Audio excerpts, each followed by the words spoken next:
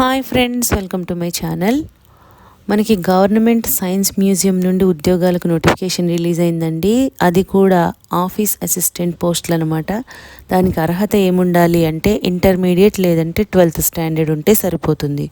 దీనికి జీతం కూడా భారీ లెవెల్లో ఉంటుందండి. 51,000 స్టార్టింగ్ చేరగానే మీకు 51,000 వస్తుంది. అండ్ మీరు మేల్ ఫీమేల్ ఎవరైనా కూడా అప్లై చేసుకోవచ్చు. అన్ని రాష్ట్రాల వాళ్ళు కూడా అప్లై చేసుకోవచ్చు అనమాట. ఈ డీటెయిల్స్ అన్నీ కూడా క్లియర్గా డైరెక్ట్ వెబ్సైట్కి వెళ్ళి చూద్దాము. కాబట్టి ఈ వీడియో ఎక్కడా మిస్ కాకుండా లాస్ట్ వరకు చూడండి friends.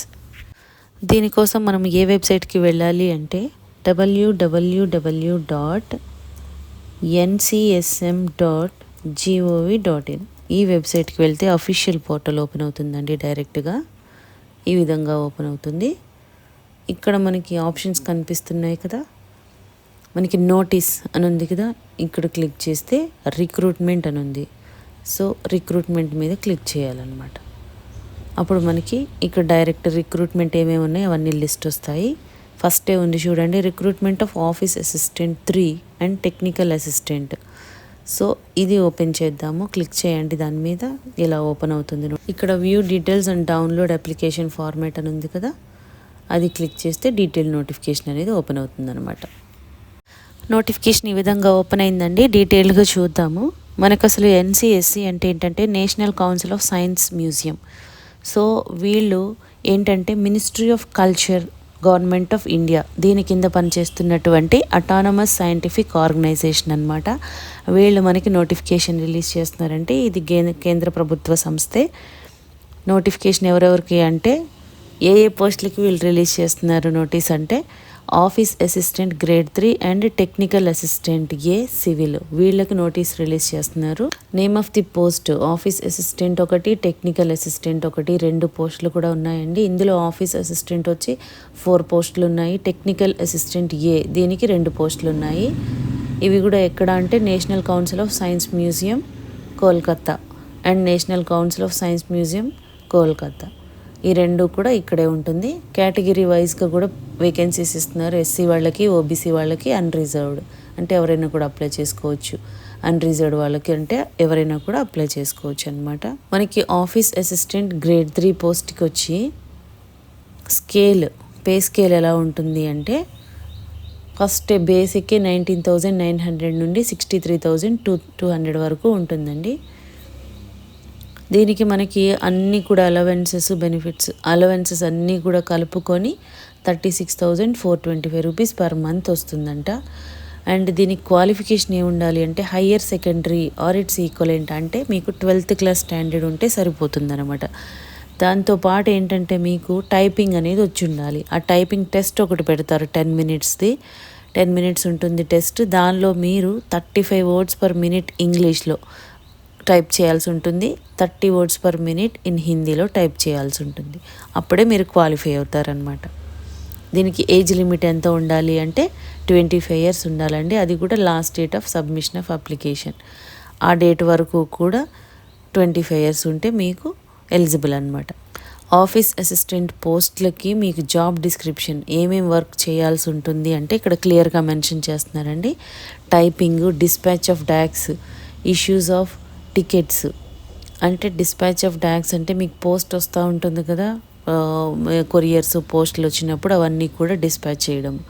Issue of tickets book చేయడం. ఫోటో కాపీ అంటే ఫోటోస్టాట్ తీయడం. మెయింటెనెన్స్ ఆఫ్ ఫైల్స్ మెయింటైన్ చేయాలి. Preparation on processing of bill తయారు చేయడము, ఆ ప్రాసెస్ అంతా చేయాలన్నమాట. Making entries in various registers అంటే రిజిస్టర్లో ఎంట్రీ చేసుకుంటూ ఉండాలి. లెడ్జర్స్, హ్యాండ్లింగ్ పర్చేజ్ అండ్ స్టోర్ని హ్యాండిల్ చేసుకోవాలి మీరు. Compilation of facts and figures for reports and statements etcetera in computer అంటే ఏంటంటే కంప్యూటర్లో మీరు ప్రతిదాన్ని రిపోర్టు, స్టేట్మెంట్ అన్నీ కూడా క్లియర్గా మెయింటైన్ చేసుకోవాలన్నమాట.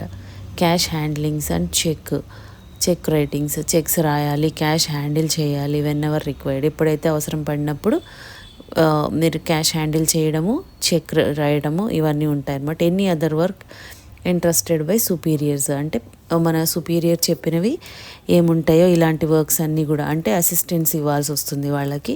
అందుకే ఆఫీస్ అసిస్టెంట్ అన్నారనమాట పోస్టు. సో ఈ విధమైన వర్క్ ఉంటుందండి. అదేవిధంగా సెకండ్ పోస్ట్ టెక్నికల్ అసిస్టెంట్ ఏ సివిల్ అంటున్నారు కదా, దీనికి పే స్కేల్ ఎలా ఉంటుందంటే స్టార్టింగ్ బేసిక్ పే వచ్చి 29,200 నుండి 92,300 వరకు ఉంటుంది. లెవెల్ 5 ప్రకారం ఇస్తారనమాట. దీనికి అలవెన్సెస్ అన్నీ కూడా కలుపుకొని మీకు per month 51,515. So 51,515 rupees per month వస్తుంది. దీనికి క్వాలిఫికేషన్ ఏముండాలి అంటే టెక్నికల్ అసిస్టెంట్ ఏ సివిల్ కాబట్టి డిప్లొమో ఇన్ సివిల్ అనమాట. అంటే 3 years కోర్స్ ఉంటుంది కదా డిప్లొమో, దానిలో కూడా మీరు సివిల్లో చేసున్న వాళ్ళు ఎలిజిబుల్. దీనికి ఏజ్ లిమిట్ ఎంత అంటే 35 years ఉండాలండి. Last date of submission of application వరకు, అంటే లాస్ట్ డేట్ ఎప్పుడైతే ఉందో అప్పటి వరకు కూడా మీకు 35 years మించి ఉండకూడదు. అదేవిధంగా టెక్నికల్ అసిస్టెంట్ సివిల్ ఈ పోస్ట్కి జాబ్ డిస్క్రిప్షన్ అంటే ఏమేమి వర్క్ చేయాలి, జాబ్ రోల్ ఏముంటుందంటే repair and maintenance of buildings and installation are development of landscape and maintenance of science parks. ఇప్పుడు మనకి దీనికి సైన్స్ పార్క్ అంటే బిల్డింగ్స్ ఉంటాయి కదా దీని రిలేటెడ్వి. సో వాళ్ళ ఆ బిల్డింగ్ మెయింటెనెన్స్ కానీ, మీరేమన్నా ఇన్స్టలేషన్ కానీ డెవలప్మెంట్ కానీ including all exhibits, over viewing of monitoring works అంటే ఆ మానిటరింగ్ ఉంటుంది, up keeping work and general care taking of the campus, preparation of estimates and tender papers. ఇప్పుడు టెండరింగ్ కానీ ఆ పేపర్స్ రిక్వైర్డ్ డాక్యుమెంట్స్ అన్నీ మీరు తయారు చేసి పెట్టడము, supervision of construction or installation of work, minor designing works అంటే ఆ బిల్డింగ్ రిలేటెడ్వి మీకు సివిల్ వర్క్స్ అన్నీ కూడా మెయింటెనెన్స్, ఇన్స్టలేషను, మానిటరింగ్ ఇవన్నీ కూడా ఇలాంటి వర్క్స్ అన్నీ ఉంటాయన్నమాట. మీరు దీన్ని ఎలా అప్లై చేసుకోవాలి అంటే applications are required to be submitted in the prescribed format only with self attested copies of all certificates, testimonials, relevant documents. ఇది మనం ఆన్లైన్లో అప్లై చేసుకోవడానికి కుదరదండి, ఓన్లీ ఆఫ్లైన్లోనే అప్లై చేసుకోవాలన్నమాట. అప్లికేషన్ ఫామ్ మీద మీరు అప్లికేషన్ ఒకటి మీకు ఇక్కడ ఇస్తారు. దీనిలో అప్లికేషన్ ఫామ్ ఉంటుంది, దాన్ని డౌన్లోడ్ చేసుకొని దాని మీద photo, recent passport size photo అంటించి మీరు రిలవెంట్ డాక్యుమెంట్స్ అంటే ఏంటంటే టెస్ట్ సర్టిఫికేట్స్ ఉంటాయి కదా మనవి ఎడ్యుకేషనల్వి, అవన్నీ కూడా క్యాస్ట్ సర్టిఫికేట్, ఇవన్నీ రిలవెంట్ డాక్యుమెంట్స్ అన్నీ కూడా సెల్ఫ్ అటెస్టెడ్ అంటున్నారు. ప్రతి దాని మీద కాపీ మీద మీరు సంతకం పెట్టి అప్లికేషన్కి ఎన్క్లోజ్ చేయాలి.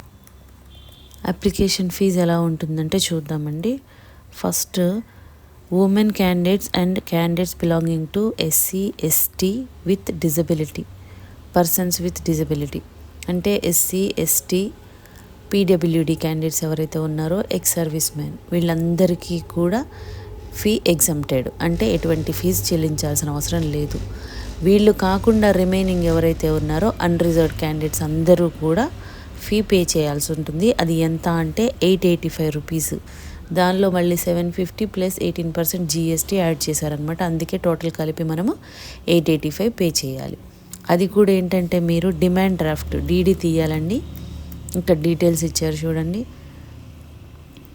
ఎనీ నేషనలైజ్డ్ బ్యాంక్కి వెళ్ళి మీరు in favour of national council of science museum దీని మీద డీడీ తీయాలన్నమాట. పేయబుల్ ఎట్ కోల్కతా అని రాయాలి.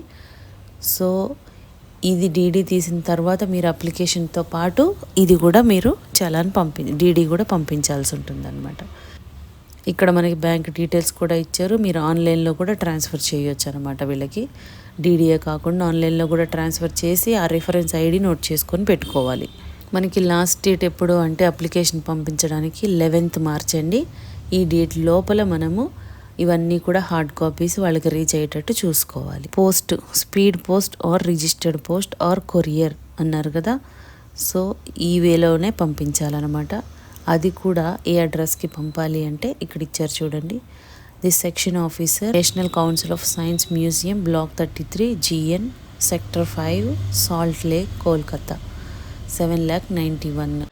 మీకు ఈ వీడియోలో ఇన్ఫర్మేషన్ యూస్ఫుల్గా అనిపిస్తే లైక్ చేయండి ఫ్రెండ్స్. ఇంకా లేటెస్ట్ జాబ్ డీటెయిల్స్ కావాలి అంటే సబ్స్క్రైబ్ చేసుకోండి. ఏదైనా డౌట్స్ ఉంటే కామెంట్ చేయండి, లేదంటే డిస్క్రిప్షన్లో మెయిల్ ఐడి మెన్షన్ చేసాము, దానికి కూడా మీరు మెయిల్ చేయొచ్చు. థ్యాంక్